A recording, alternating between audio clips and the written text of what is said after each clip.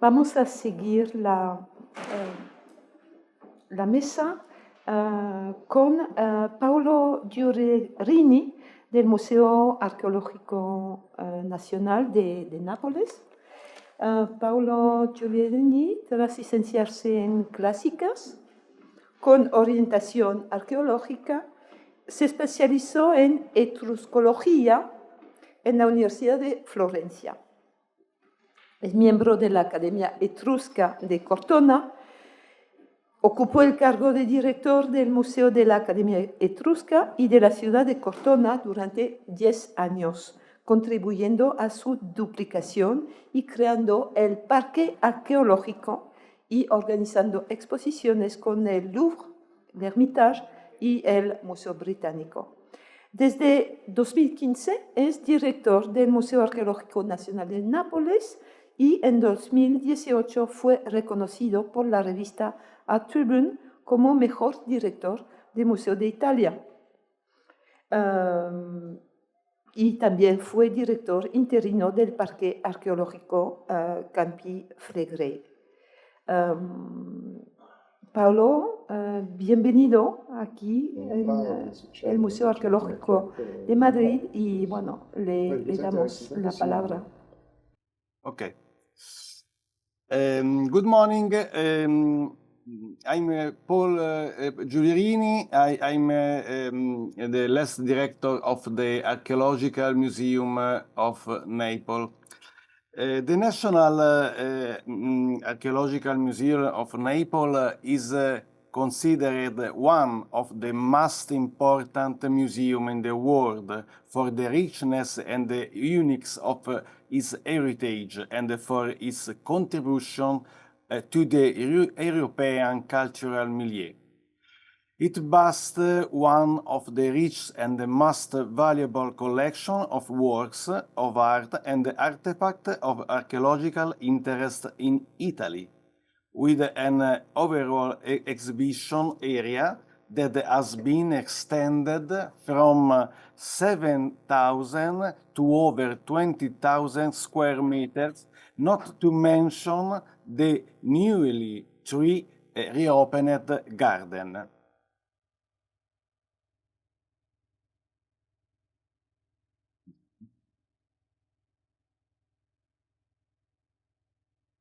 The collection of man originated from King Carlos of Bourbon, who in 1738 and 1748 gave way to the exploration of Herculaneum and Pompeii, two Roman towns buried by the Vesuvius eruption of 79 AD.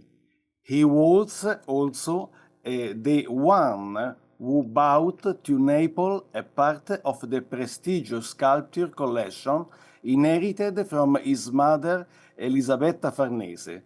Ferdinand IV, his son, then gathered but his collection in the Palazzo degli Studi, the current seat of Man.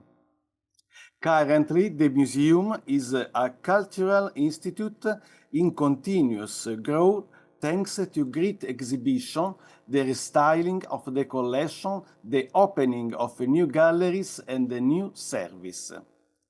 The year 2019 was exceptional. It registered 700,000 admissions, placing Man in 10th place among the main Italian state museums.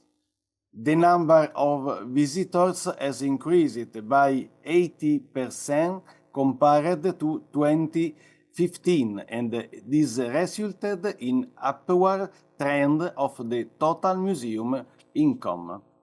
In recent years, Man has undergone a radical program of reorganization.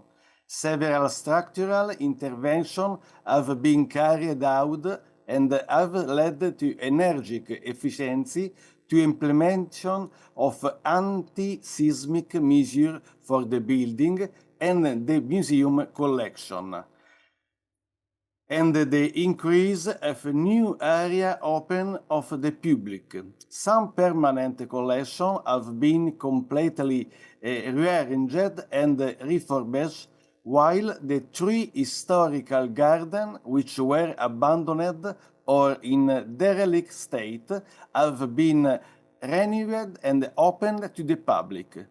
Exhibit improvements were carried out in the Gallery of Oriental Cults, in the Egyptian collection, the Epigraphic collection, and the main entrance hall.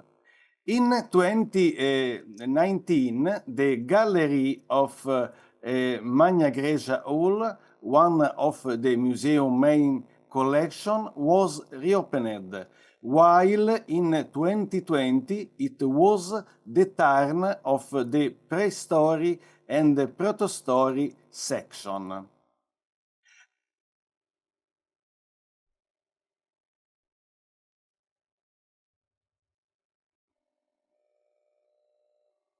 In the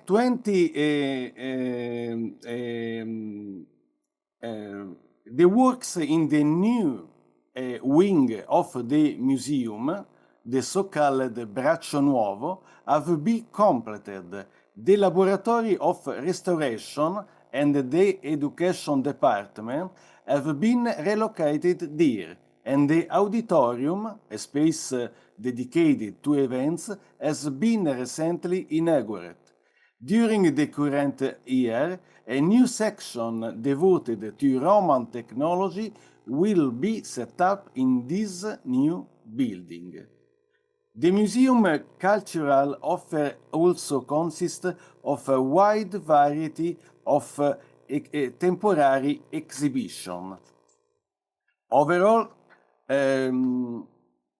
for some year now, man dedicating great attention to many different cultures through the setting up of major exhibitions in Italy, like Canova, like Tarassa, like Gladiator, like old Chinese art. Which are evidence of the desire to establish a peer bond between East and West. The museum artwork loan program is constantly growing, both in Italy and abroad, intending to establish new or closer bonds with other museums and increase man visibility outside Italy. Through the years, the number of works of art given on loan has been constantly increasing, and the resulting exhibition in different venues have achieved some great result until reaching the number of 3,300 exhibitions on the world, especially in Europe, USA, China, Japan.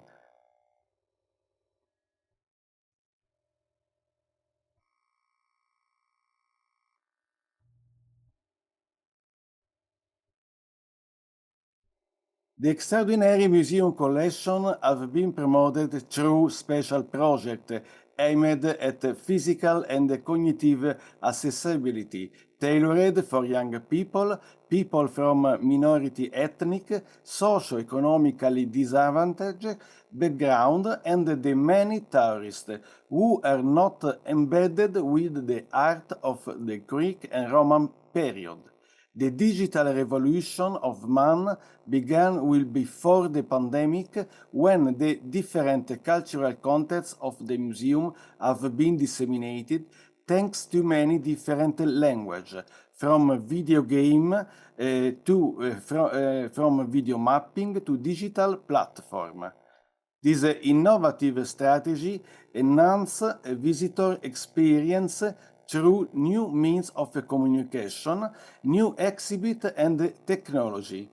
In April 2017, man launched his Father and Son video game, a special project to improve the overall accessibility to the museum, available in 10 different languages. By the end of 2019, the video game had been downloaded over 4 million times, turning this highly successful experiment an international benchmark.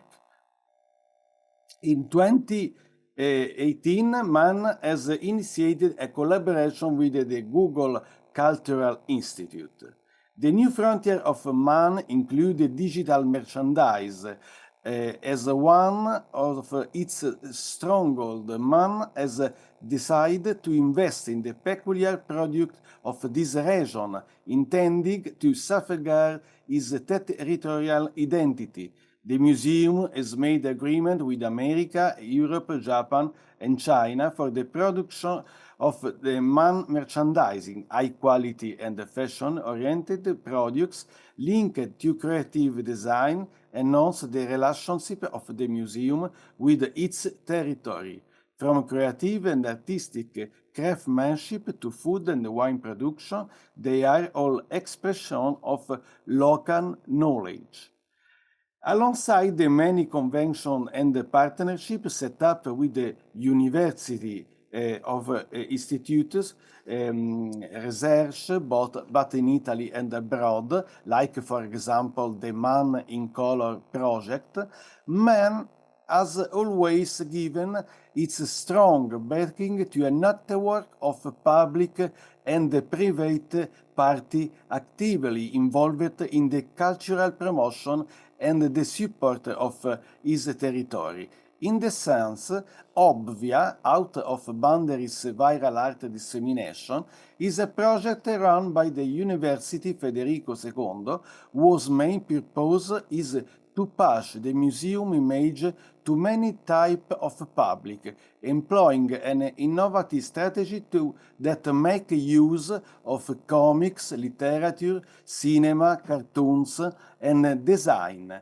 The reinterpreted image of the museum works of art is then conveyed onto digital platform through the city channel of communication in the principal transport hubs like the Capodichino Airport and the Maritime Terminal Obvia.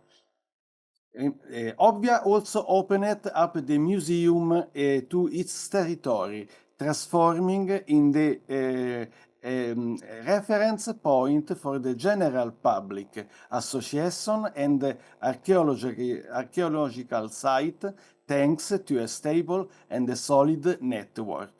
This led to Extraman, a network of 14 cultural sites promoting each other and offering discount to their visitors.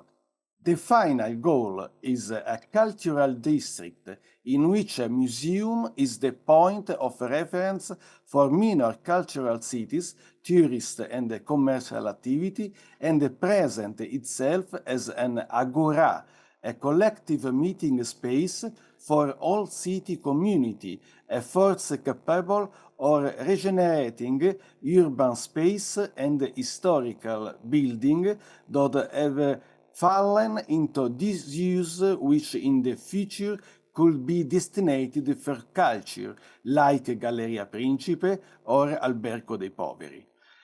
A new welcoming microcosm for the future citizen. Thank you.